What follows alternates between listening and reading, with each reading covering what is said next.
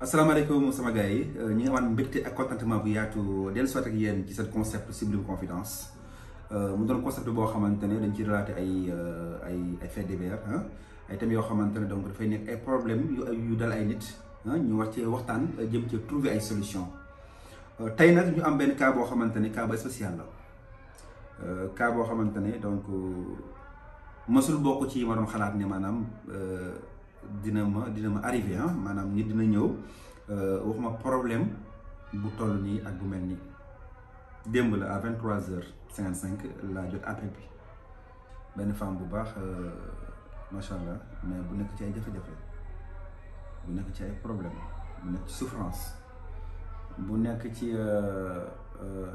guddi yoo xamante ne ku mu dal rek amaana peut-être xalaatee nga ni mu xalaatee mbaa nga waxee ni mu waxee. ndaw si muy rek Nord Foire mu xamal ma ni ma ki mu gënoon bëgg ci àdduna ki nga xamante ne joxoon na ko léppam joxoon na ko xolam joxoon na ko jëmam joxoon na ko lépp loo xamante ne danga maam nit dina ko jox nit ku mu bëgg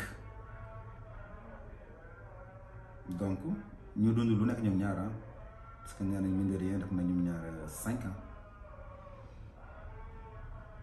mu ne après waa ji da ko xëy rek woo ko benn baat la ko wax mu ne ko dama bëgg suñu relation jeex dagg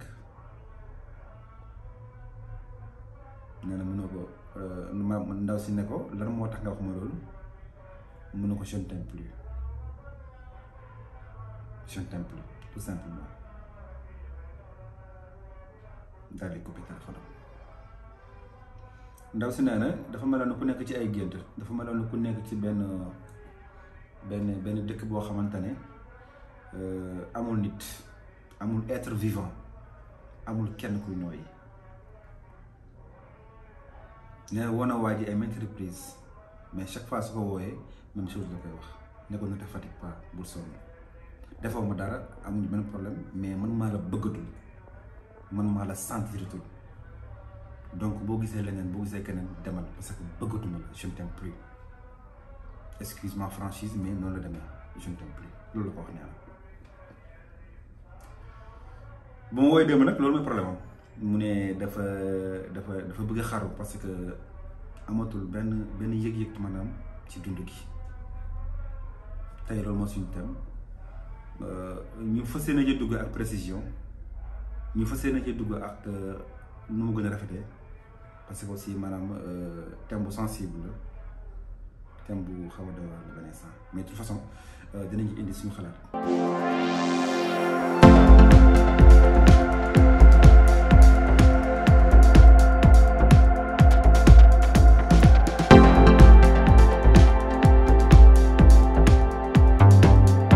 fi may tàmbalee fenn dong la mais defoon naa benn vidéo boo xamante ne defoon naa ko il y a de cela 2 ans. wala 2 ans et quelques donc maa ngi ci waxoon ne ku am fulla yi raxas la ci xolam amal fayda yi fobere ko ci sa biir xol ndax bëgg dafay lonk ci bëggante yëg lonk ci yëgante ma tekki ne ne souffre jamais pour quelqu'un qui ne le mérite pas ndax salaamaaleykum lu muy neex dàqul maaleykum salaam bon ainsi de suite loolu mooy salaamaaleykum jotaay bi loolu mooy salaamaaleykum waxtaan bi nekkul nekk loo xamante ne dafay yomb comme ni ñu ko foogee wala comme ni ñu ko yaakaaree mais lépp lu mu si àdduna rek maanaam dafa am solution dafa am chemin dafa am ci benn orbite bu muy jaar jant yaa ngi fii weer yaa ngi fii bidéew yi planètes yi mais lu ñuy bari ku ci nekk dafa am ci benn orbite booy jaar. je vais lui donner un conseil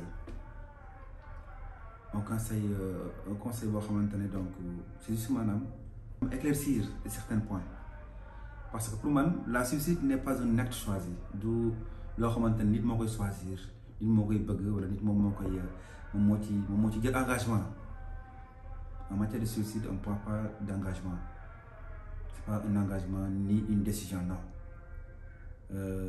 Pour moi, c'est une idée qui vient toute seule.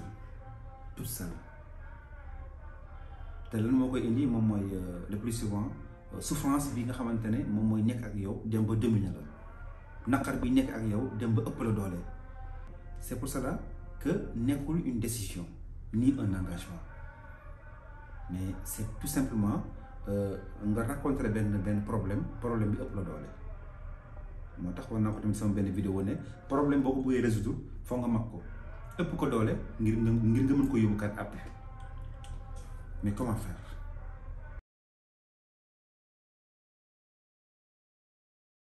léeg-léeg nga am problème bi am doole problème bi rëy ba nga jàpp ne du am solution te moment bi nga xamante ne yaa ngi xalaat loolu yaa ngi gis ni sa problème bi mënut am solution fekk na am na ku la gën a ëpp problème fuuf am na ko am problème bu gën a rëy sa problème ba pare am ci solution.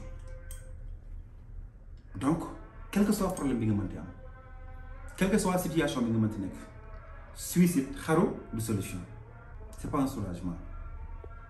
Parce que soulagement kan moo ko mën a sentir moom mooy les vivants ñii dund soulagement ñi ñoo ko mën a dund mooy ñi nga xamante ne surmonter nañ seen problème. Le soulagement ça se vit dans le cœur dañ koy dund mu métti nga gérer ko ànd ak moom ba am ci solution bi nga soxla mais suicide mosul nekk solution déedéet nekkul tamit faiblesse déedéet nekkul tamit courage. mais mooy damay wax rek maanaam acte la boo xamante ne dafay ñëw maanaam au-dessus de tes efforts mais maa ngi lay xamal ne say capacité fa nga yaakaar ne fa lañ yem romb nañ ko.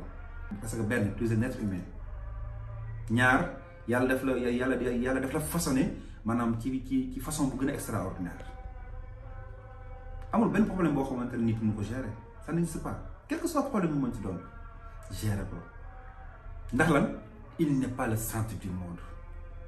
ndax lan am na ku ko gën fuuf ndax lan y a toujours quelque chose de meilleur te loolu mooy dëgg donc bul sonal sa bopp bul teg sa bopp loo xamante ne antanuloo ko bul teg sa bopp loo xamante ne daf lay massacrer daf lay sonal.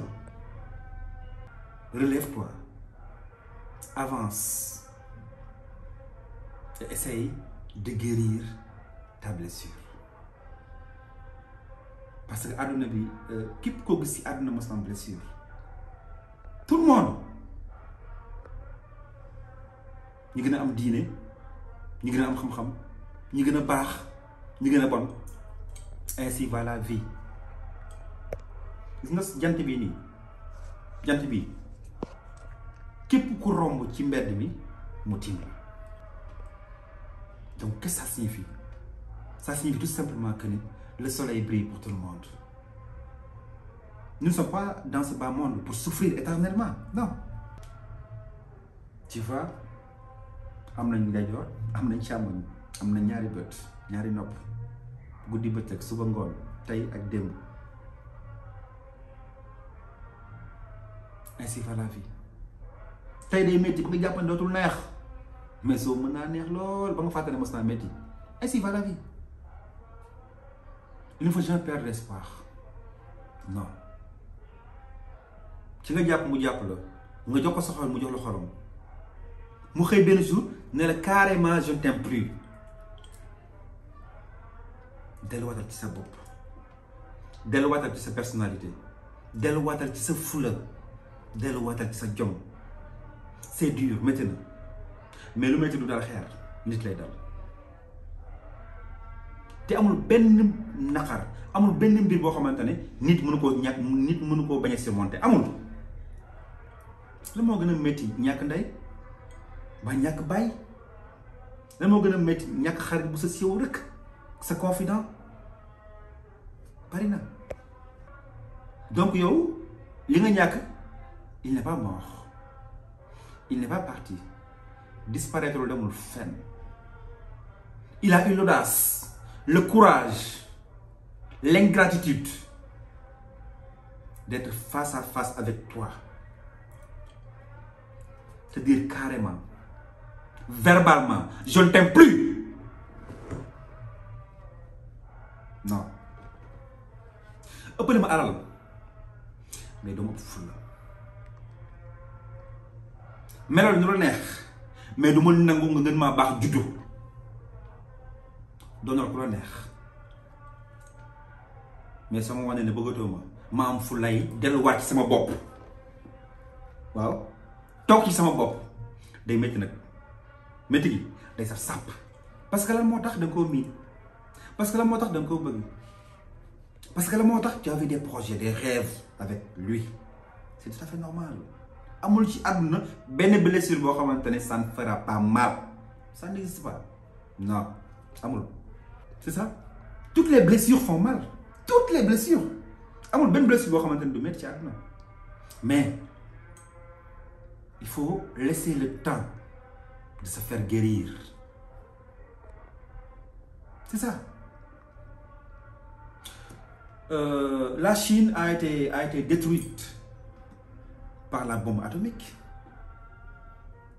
mais même pas des années ils sont devenus deuxième puissance mondiale je dirais sax première puissance mondiale ki ngay conseillé soo ko nee bàyyi lii war nga koo jox ci lu mu téye donc dama laa boo jox li nga téye dama laa boo jox ay armes yoo xamante ne boo ko téye amaana da nga maam sa blessure mën naa gaaw a wér ndax c'est une blessure par A ou B donc blessure nag des fois alcool mënu koo faj des fois bétadine des fois microcrobe mais quoi qu'il en soit faut que ñu soigner blessure pour commencer da ngay fexe lépp loo xamante ne lii woon na leen yéen ñaar nga supprimer ko ci sa life bu ci njëkk moom mooy lan moom mooy supprimer numéro ci sa portable mooy supprimer numéro ci sa portable deuxièmement photo boo leen mës a am yéen ñaar ci àdduna bul ragal bul tiit bu ko téye supprimer ko bu dee lu virtuel la supprimer ko bu dee ay photo la xotti ko c'est pas facile nag parce que saa yoo wutee photo bi daf lay indi nostalgique daf lay indi des souvenirs mais je te dis que ne maanaam si tu ne le fais pas toute ta vie image yooyu day dellusiwaat les souvenirs vont revenir encore et encore donc il y a des choses yoo xamante ne des choses virtuelles des choses qui te rappellent des choses pour commencer il faut le supprimer tous les photos supprimer ko lépp lu léegi moom moo xam jaaro la moo xam chaîne la sa compte Facebook publication boo la mës a def supprimer ko loolu mooy combat bu njëkk bi bu fekkente ne da ngeen di bokk ay xarit wala da ngeen bokk fi ngeen di daje dagal fréquentation boobu noonu dagg bi nekkul na nga dagaa fii mais pour te soigner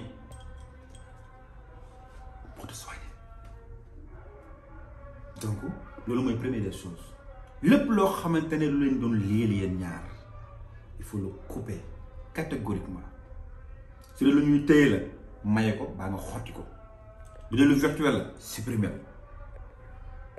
dafay yombal pour nga soigner sa blessure.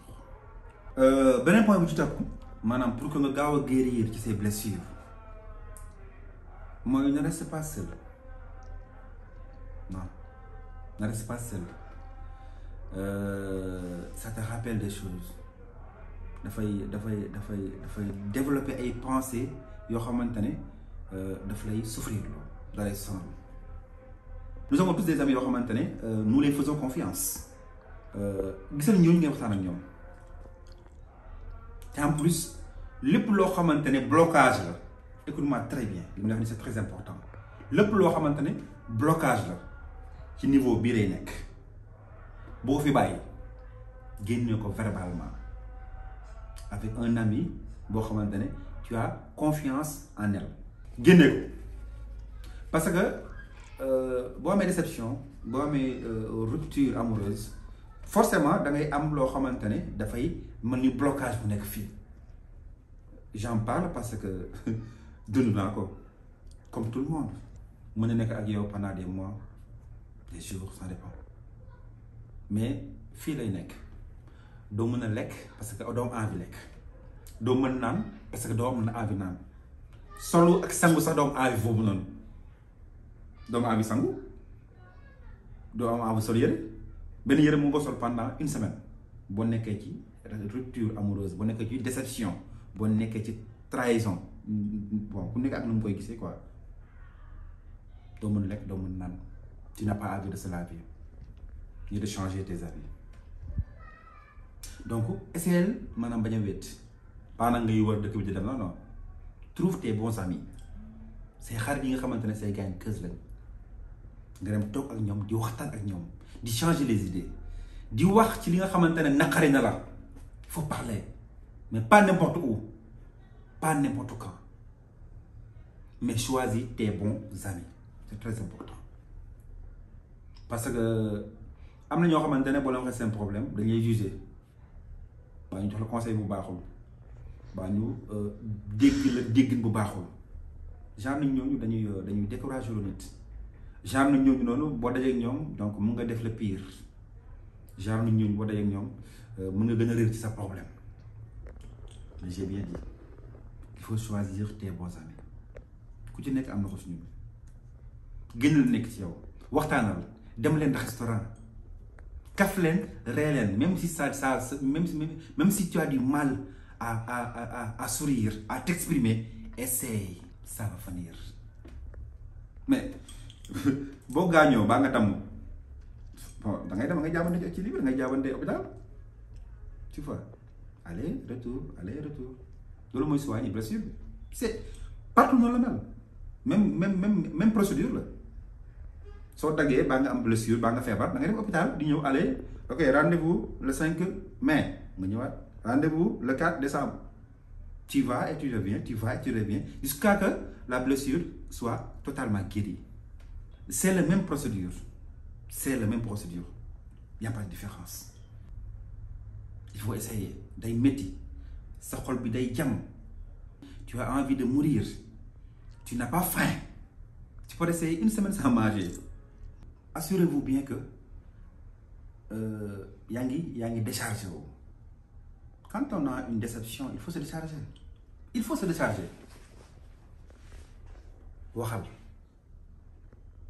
waxtaanal parfois mu nga toog sa biir nekk si tu as envie de pleurer je te conseille de pleurer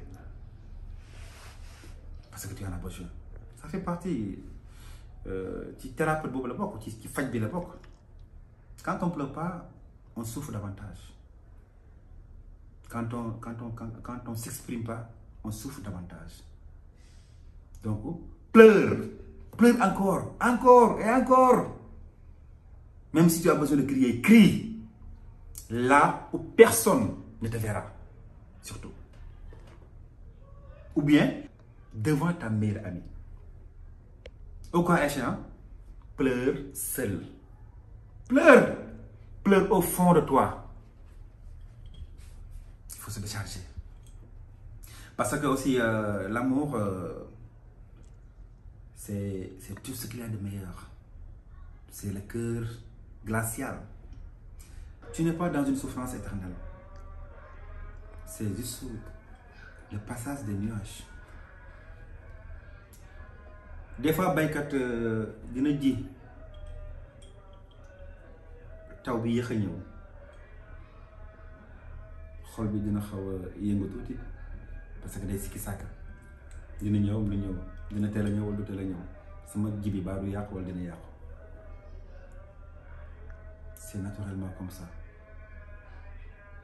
Nous avons chaque jour des doutes par rapport ak li nga xamante ne moom la ñuy surmonter moom la ñu janoon mu doon maanaam un obstacle mais je te dis que ne tu n'es pas la première personne boo xamante ne dund na lu mel nii et tu ne seras pas la dernière mais je te dis que ne mën nga génn ci situation bi nii mën nga rebondir mën nga dellu si waat tu peux être mieux que tu étais avant parce que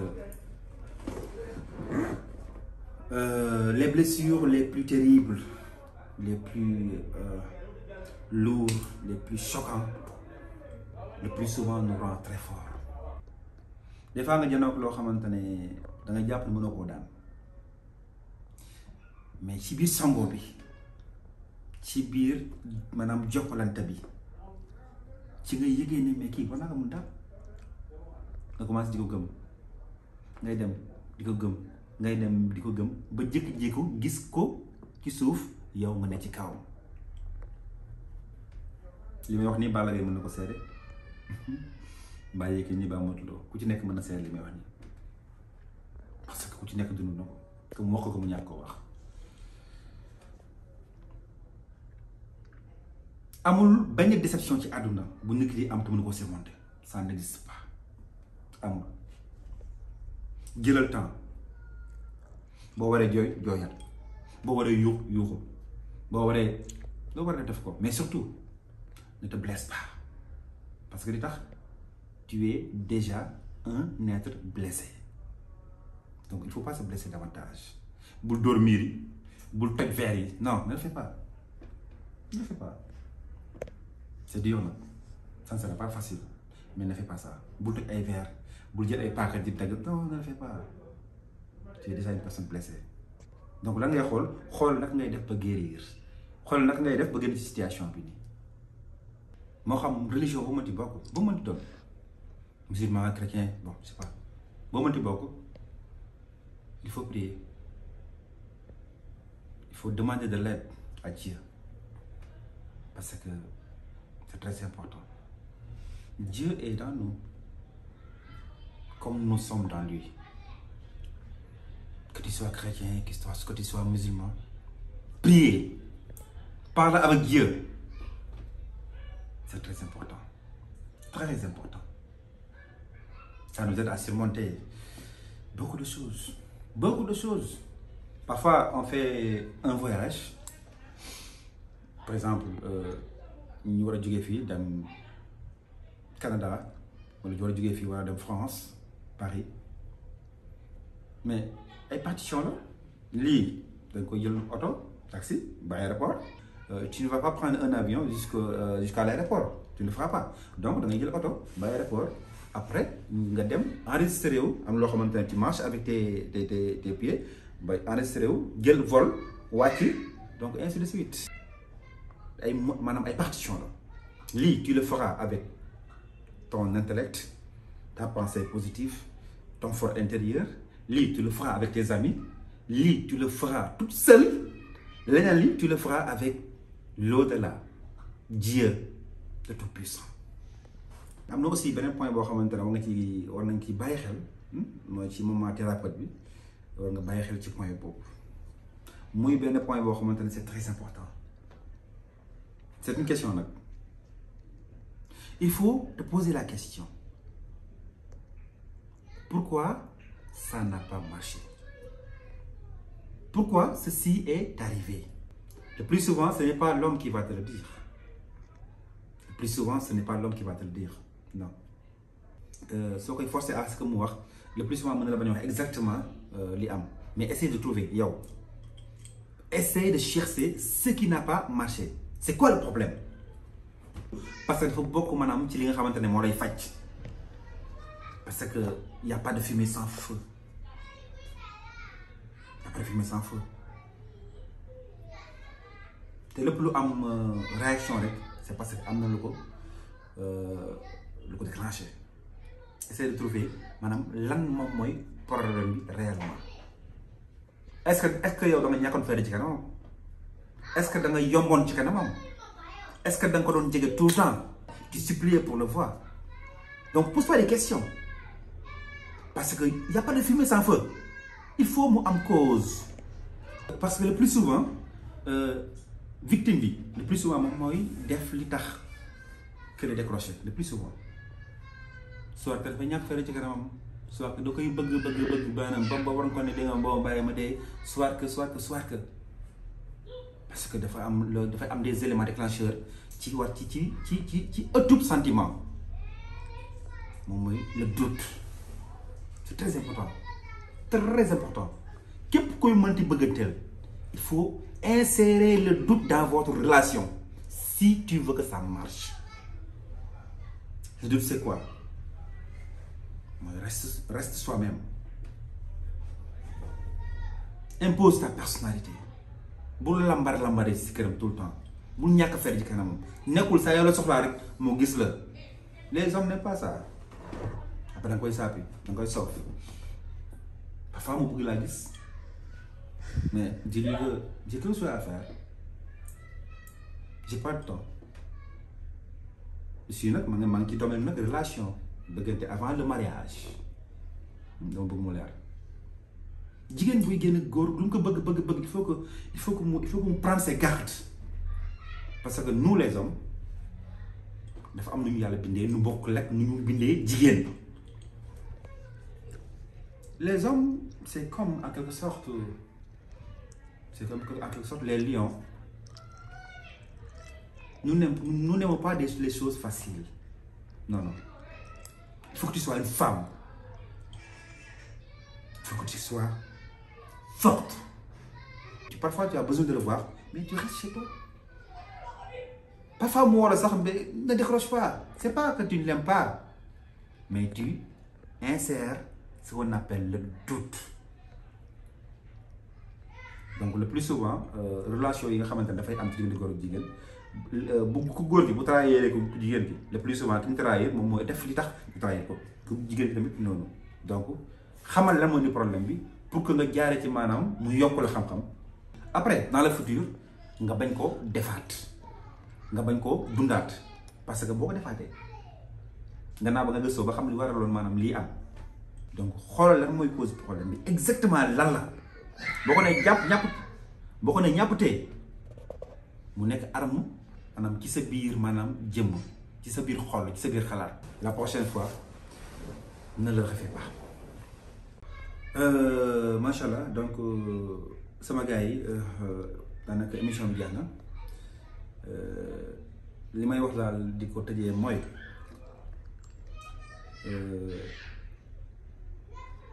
nit bu amee fulay raxas la ci xol maanaam moom am na fula mooy lan moom mooy xool li nga bëgg a def ko sans demander l'avis de personne loolu moom mooy fula ba pare nag maanaam pour am ko jug na am na fulay bala yow it góorgóorlu ba am fayda yi fobeere ko ci sa biir xol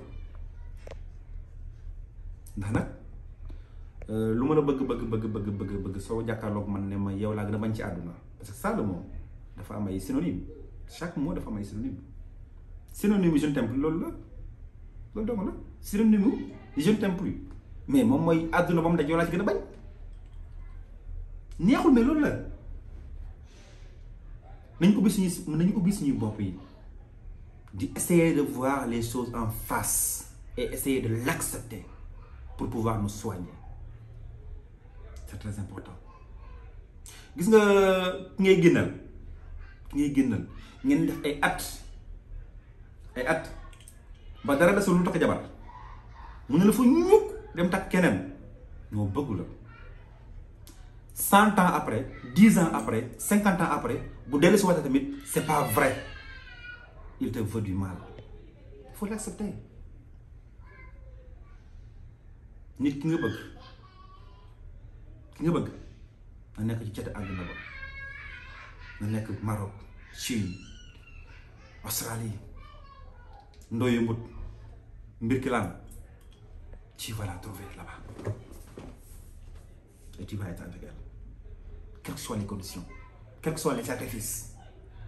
Bu ñu naxante suñu biir, il faut dire les choses telles qu'elles sont, face à face. Il faut comprendre cette façon de penser, moo côté des hommes, moo côté des femmes.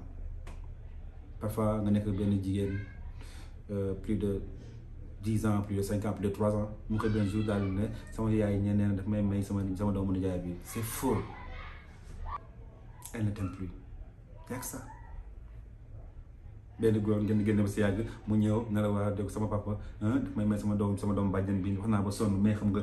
Non, c'est faux. Il ne t'aime plus. Il faut essayer de comprendre cette façon de penser, cette situation diabolique. C'est, je sais pas comment l'expliquer pour le respect que j'éprouve maintenant pour mes enfants. Parfois, je vois des choses qui me font très mal.